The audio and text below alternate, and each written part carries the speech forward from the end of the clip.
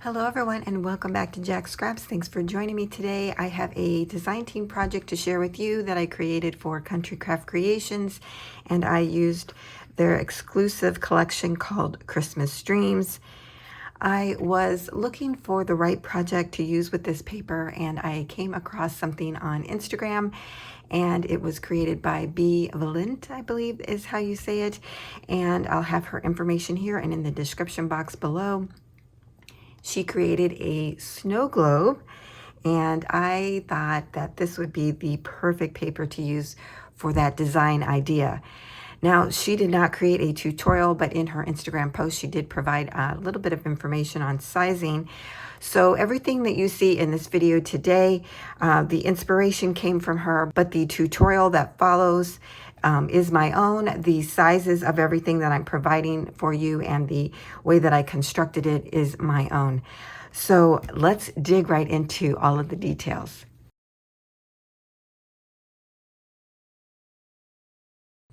So here is the project that I created. This is a Christmas Dreams snow globe. I really love how this turned out. It was fun to create, as well as it just being so dainty. I just love that. When you set this down, this measures about 6 inches in height, and the width is 4.5 inches wide. It has a disc bound mechanism that is like the binding for this little mini album, if you will. On the front, I did some layers. I added some gold mirror cardstock and then added the collection paper there. Used some Wink of Stella to just give this white burst a little bit of sparkle. Added some gold little stars from the Merry Days collection by Crepe Paper. But mostly what you'll see here is the Christmas Dreams collection, such as this sentiment Deck the Halls, which I've raised up on some foam tape. So the base of our stand itself measures 3 3/4 inches tall, and the pages are 2 1/4 inches tall. So the bottom of our first page, I just added some decorative paper there, did a little Wink of Stella on this page as well, and added this cute little white fox, which I thought was perfect to go with this. And it's from Echo Park. I believe it is A Perfect Winter by Lori Whitlock. It's an enamel shape. Here is our first page. I absolutely love this. It was so pretty. I just had to have it in here. For the Christmas tree, I added Wink of Stella on all the little white bursts that you see there, like light bulbs. I hope that you can see the Wink of Stella. It's so pretty in person. I even added it to some of the candles in the windows. Fussy cut out the little mittens and added those there at the top, and added another foil star from the Merry Days thickers. Love this page. Our next page here actually has a little tuck spot, and you can tuck a photo in there here, as well as at the top underneath the Holly Jolly. So this ephemera piece is from the collection, and this Holly Jolly, if you recall, I recently gave you a freebie, which was my holiday words and phrases for documenting, and this was perfect to go with this idea as well. So I was really excited to find another way to use those. So behind that, I added a Christmas tree sticker, which I got from Hobby Lobby, and then I glued the Holly Jolly on one end and added a clear enamel jewel there, just to give it a little sparkle. Here's our next page. We have the sledding. I added some glitter foam snowflakes. These were from the Dollar Tree. And then I added some Wink of Stella here again to this tree and around the sled. You have to have the full effect there. Fussy cut out this little sled here and then added it to the top. So you have a place for a photo here, or you could write a sentiment there, add your photo down here if you wanted to cover this. On this page, we have that cute little girl with her dolly. I fussy cut out one of the boxes with the holly and added it here and layered this in front of the box in the image so that it could become a tuck spot for this mistletoe card. Now these are perfect to add your photo on the back side. And then I added this little wreath from the Merry Days collection. On this page, we have another little tuck spot here. I did some fussy cutting out of this holly. I think that's what that is. And added the word sentiment merry and bright there. And I also fussy cut out this nutcracker to carry over the pattern from the top.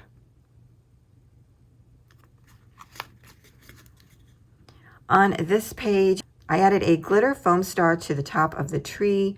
This was from Target a couple years ago. And then I added some Wink of Stella to the white lights there as well. On the top, I fussy cut this out of the paper. I just really wanted to have the little sleeping, I think this might be a girl, here at the top, and it makes a great little tuck spot where I've added the gold foiled Santa sentiment here at the top. Again, you could put a photo on the back, you could add a photo and add this as well. There's plenty of room to do both. I love how that turned out. On our last page here, we have Santa and the sleigh. I added some Wink of Stella to like the little golden burst. I layered the Merry Christmas ephemera piece onto some green cardstock, added some enamel dots there, and it makes a great little tuck spot for another one of our little sentiment cards. And you can just tuck a photo or anything up right in there. And then the back side just has some more of the front paper. So after you go through all of your pages, you can push down the front page and the back page, and it kind of spreads everything out, and then it just sits there on its own. I really love how this turned out. I did some filming to show you all the angles. It's not the best filming, I must admit. I didn't have great lighting, but I did want to try and show you at a different angle. It's hard to show you something that sits straight up when we're filming it down onto the project. But I hope that you enjoyed this project. It's super fun to create. Again, another project you could do in a day. So following this reveal, I have the tutorial on how to create this, and I thank you for joining me. Now let's move on to the tutorial. So for this project, we're going to use Christmas Dreams. This is exclusively at Country Craft Creations. I really love this one. Love the pinks and the blues, very vintagey. And what I've done initially, you get 3 of each design in the paper pack, but I pulled out 1 of each of the designs just to get started. The next thing I did was went to Cricut Design Space. I created some files for you for those that have cutting machines. I did not create any for those without cutting machines, or specifically Cricut. Sorry about that, I just didn't this time. I think this project would be easy to make without a cutting machine. And I'm going to refer you to the original video and her post on Instagram in case you want to see that as well. So I created a circle in Cricut Design Space that is 4.5 inches wide, and I cut out 8 of those. I'm not sure I'm going to use 8. I'm thinking more about 7, but we'll see as we go along. The next thing you'll see is a circle that is 4 1/4 inches wide, and that gives your project a nice 1/8 of an inch border all the way around. So then I took all of my papers and I cut them out. So I'm going to run through that with you. So we have the cover. I'm going to fussy cut out these smaller ephemera pieces. There are some tags and border strips. I'll cut those out later. But here is our first paper. So I cut this out down here in the corner. The second one has the little girl and the doll down in the corner as well. I had to be pretty strategic about how I put this on the mat. When I put my paper on the mat, I didn't put it all the way over to the edge. I gave it about 1/8 of an inch border between the line of the grid and the paper, like that, so I could get more of the image in the cut file. So the next one is the back of the sled riding, and I really love the mountains. I just thought that was neat. This again was a strategic cut. I think I moved this over to where it was like at 3 and 4. You'll really have to look at the paper, decide how you want to cut it, and then just move the circle wherever you want it on the mat. The next one, I used the back of this beautiful paper. I don't know, there was something about the poinsettias that I liked, and I thought I could do some layering, or I could use half and half of this design. For this one, again, I was strategic about cutting it out of kind of the middle of the paper, more down toward the bottom of it. Here is the soldiers, did up here in the top left.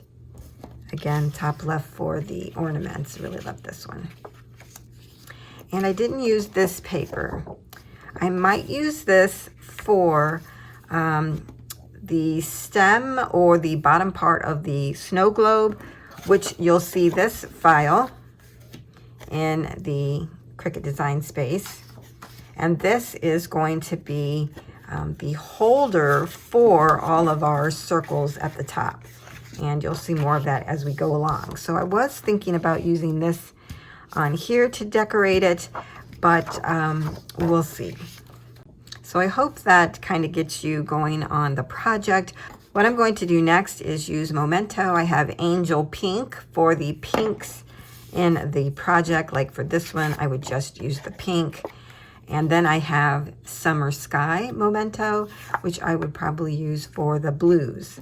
So I'm going to kind of mix these two up and use them throughout the project.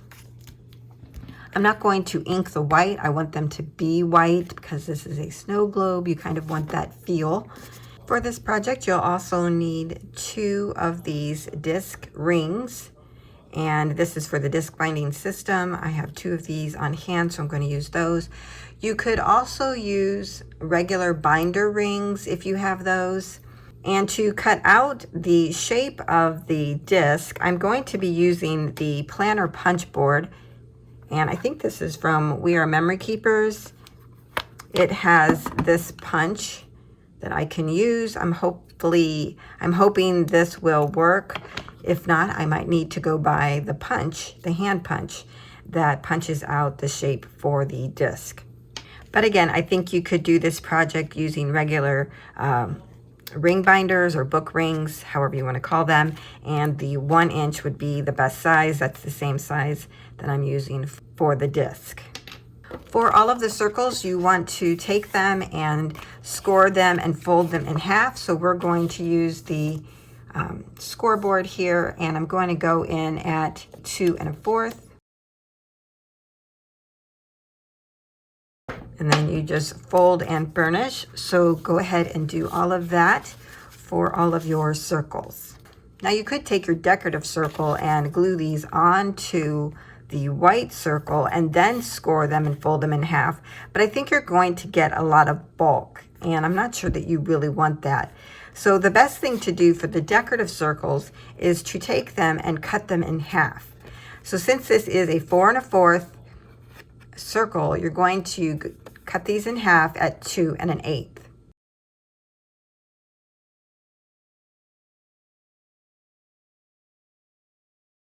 Okay, so I have both of those together here, and that's what it would look like. Now, you know, there's not as much bulk as I thought there would be, but I guess it all depends on what type of punch that you have that you're going to use. Are you just going to use a regular binder rings and do regular hand punching? Then I would worry about the thickness. Even with the planner punch, I'm kind of worried about the thickness if I just did it like this and went in and did my punching. It's pretty thick. So there's really 2 options for you. You could use it as a whole piece, glue it down, punch your holes, and then decorate.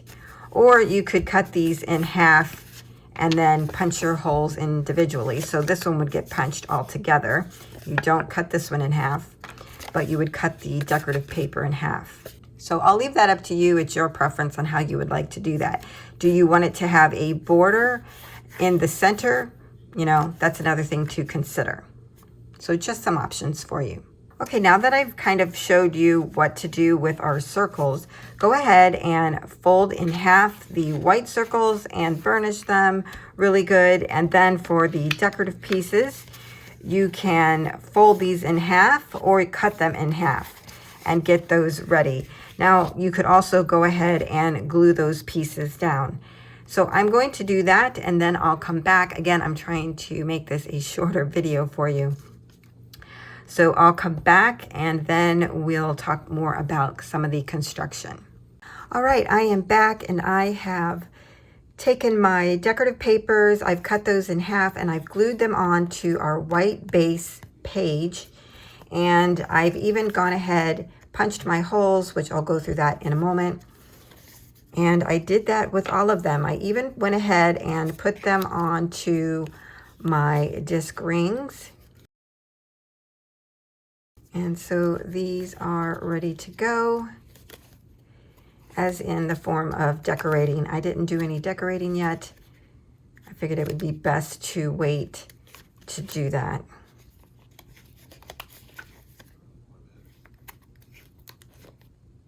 Cute. Okay, so those are all ready to go. Again, you can put the decorative piece on as a whole, or do like I did, cut them in half, gives you a nice little white peak in the center, or you could actually center your half piece more around part of the circle, and then you would have less of an 1/8 of an inch border all the way around. But I kind of like having that 1/8 of an inch border around the circle rather than around the piece. Now we're going to talk about how I created the holes to get my pages onto the little disc here. So I previously mentioned I was going to use the planner punch board and use the right little punch there to punch the holes for my pages. Well, I actually ended up gluing my decorative paper onto the white page, and when I put them in, it was really too thick to punch down. I just didn't want to break this. So when I was out doing some Christmas shopping, I stopped into Michael's, and I was able to pick up this Crocodile Power Punch. It is a disc punch from We Are Memory Keepers, and I got it for 20% off, I think. So it was like $23. No, yeah, I think 23, something like that, 20 or 23, which I didn't think was bad for a tool like this. So I ended up using this tool to create the holes for my pages. To punch your holes, there's two ways you can do this. You can take your tool, whatever you're using to make your holes, and just eyeball them. And when you do, you would eyeball one of them and use that as your template to punch the other holes in the pages. Well, that's not me. So what I did was I had an extra circle. I took my Tim Holtz ruler and I made a center on there. And when you're at 2 1/4 and 2 1/4 here, then you have your center. So I just randomly decided that, okay, I'm going to make my mark here at 1 and over here at 1. So that's where I was going to put my holes. I got my tool out and line that up with, there's actually a mark. There's a mark here in this blue color, but I actually put some ink around it so I could see it better.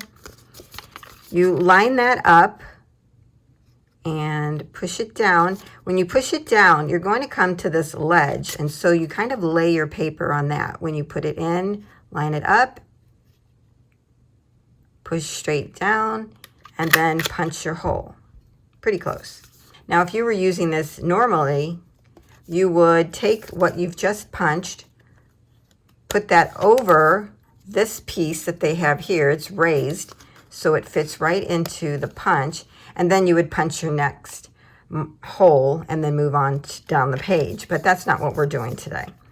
So I'm going to just take my other line that I have here. I'm doing this one kind of fast. That's why it's not really lining up as well. And then punch. And I got that one. This was actually the template that I used. I tried it once this way and it didn't work. And then I folded the other way. And then I was able to get it to where I wanted it. So once I have my template made, I would take it, put it over my page. And again, I'm doing all this with it folded. Line those up together. Use my pen or pencil. I would go in and kind of outline where the mark is. Something like that. And then I would take my punch, again, doing the same thing. Lining this up, you know, as best I can, and punch that out.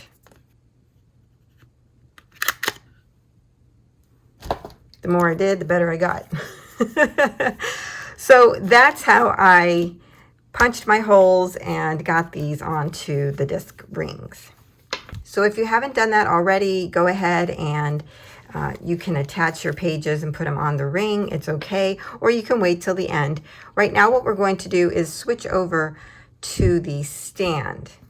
In the Cricut file, you will find a piece that looks like this. This is going to become the base or stand for our snow globe. For those that don't have a cutting machine, what you're going to need to do is cut a piece of cardstock that measures 9 5/8 by 5. For those that don't have cutting machines, you'll do every step that we do. It's just that ours is a little bit pre-cut. Okay, so we'll take our piece. We're going to put it in the scoreboard, or you could actually do this without a scoreboard if you want. I just thought it was a little bit easier. So when you put it into the scoreboard, it's going to kind of run up against the wall here in between the slots where we make our score marks. So what I do is actually just take it and just move it down into the next slot to make the score marks, okay? Just so that you understand what I'm doing. Or we could also say the little point of the image should go into slot 4 7/8. And when we're there, make sure the top and bottom points of your cardstock is in the same slot. And we're going to score at 4 7/8. I hope that makes sense. I'm just trying to make sure you understand what I'm doing, because this doesn't actually line up properly. So from 4 7/8, what we're going to do is go out an inch on both sides. So we're going to come down to 3 7/8 and score. We're going to go to 5 7/8 and score.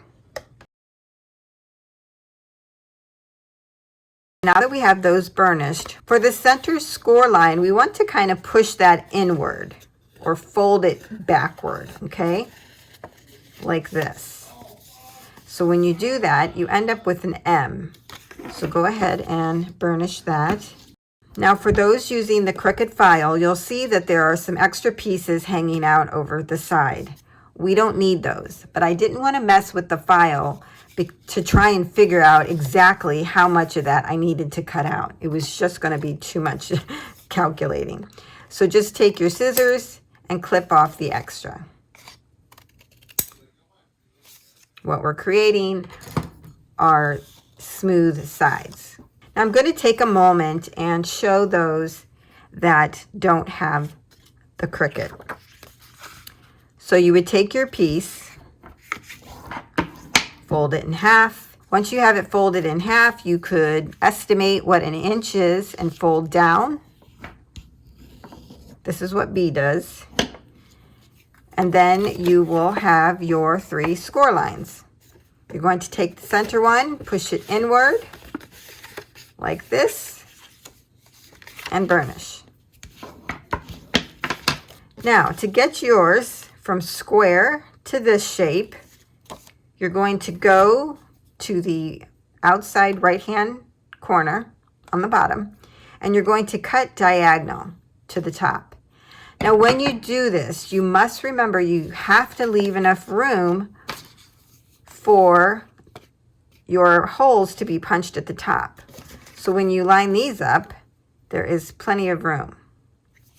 So you want to do the same here. So you're taking off about 1/2 inch on each side, okay? So again, you're going down to the corner and you're cutting inward. Inch.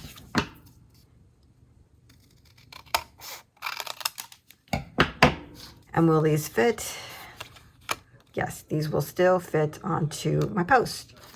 Okay, so that's the same thing we did. We just had a machine cut it out for us. Once you have your stand in this format, you could go ahead and decorate it. I've cut out 2 foil pieces to go on the front and back. And then I've also taken the decorative paper, the one piece that I didn't use, and I'm going to use that as a layering piece. So it will look like this. So you can go ahead and layer these up and glue them down. Remember, you're going to need 2 foils if you're doing foil, and then 2 decorative pieces. Now I'm just using Crafter's Companion gold foil because that's what I have on hand. But Country Craft Creations does have new foil cardstock, and it's beautiful. So I highly recommend that. I'll link it down below for you just in case you are needing it. So now that I have those layers together, I'm going to go ahead and glue this onto my base there. And I'm just going to use regular adhesive. Probably easier to open it and add your layering pieces. So just repeat that on the other side. The next thing we need to do now that our piece is prepared is to punch our holes to hold the globe part. The way that I'm going to do that is to go back to my template, and I'm going to line this up as best I can. Some guesswork is going to come into play here. So I'm going to line this up, scoot it to the edge, and then take a pen and mark. Pull out my tool. To punch these, I would do them both together so that you get it accurate and hope for the best. Okay, it is going to be pretty thick to do that, so just keep that in mind again when you're choosing the tool that you're using to create your holes. So I'm once again lining this up as straight as I can. Now let's see, we'll take our snow globe pieces and we're going to attach this. And there we have it. It's all attached now. Look how pretty that is. Okay. So, and if you also look, now that we have it attached, it's going to be kind of hard to show you. But when you sit this down, it actually stands up. You know, that's what we want it to do, is to stand up on its own. Now that we have our 2 pieces connected, you can do this when they're connected or when they're not. It's purely up to you. What we're going to do is in between the pages, we're going to glue these completely shut. Another way that you can do that is to glue these and create a little pocket, and then you could put a little tag in there. So line those up and then push them together.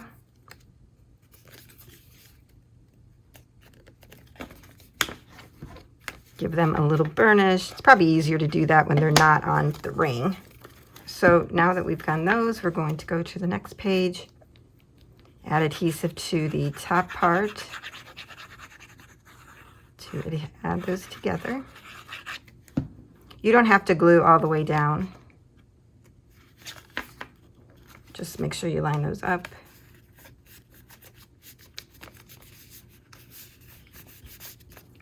So it might be open a little bit. It's okay. It's not going to interfere with anything. And then just keep doing that till you get all your pages glued.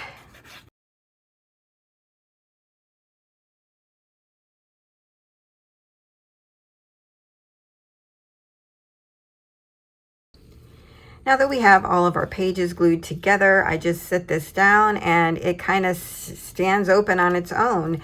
And I wanted to mention that when Bee created this, it looked like she glued the bottom of the first page down to the stand like that. And she took the last page, that bottom page, and glued it to the stand. So then it, of course, did help the pages to fan out. Well, because we've used 7 pages, I think it fans out perfectly fine. And I also like the idea that we're able to kind of flip through all of the pages without any interference or things being glued down to each other. So I don't think I'm going to glue them down, but I did want to let you know that that was an option that she did. This really sits quite cute, and you can even kind of tell it where you want it to sit open. So you could have that one fanned open or this one. It really is kind of fun.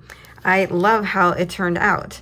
So the only other thing you would need to do is to decorate the stand. And when I decorate, I'm going to keep in mind how low the first page goes and put my decoration down here so that nothing interferes with it. Okay, so that completes the construction of the snow globe. I'm going to stop this video here. You will have already seen the decorating and the reveal of the project, but I wanted to run through it and give you guys some helpful hints, and I'll have a project sheet as well in the description box for you. I hope you enjoyed this project. It's really cute and fun, and I think Christmas Dreams was the perfect collection to use with this idea. I hope you'll give it a try, and if you do, please tag me. I would love to see it. And I know Christmas is gone, but happy holidays anyways. We have New Year's coming, and I'll have another project coming out with the new Midnight Kiss collection, and I'm looking forward to that. I'm so sorry. My son is so loud. Oh my gosh. I have rearranged where I sit, and I'm kind of closer to where he is, and I didn't realize how much louder that would make it. So my apologies. Okay, that's it, everyone. I'll see you next time.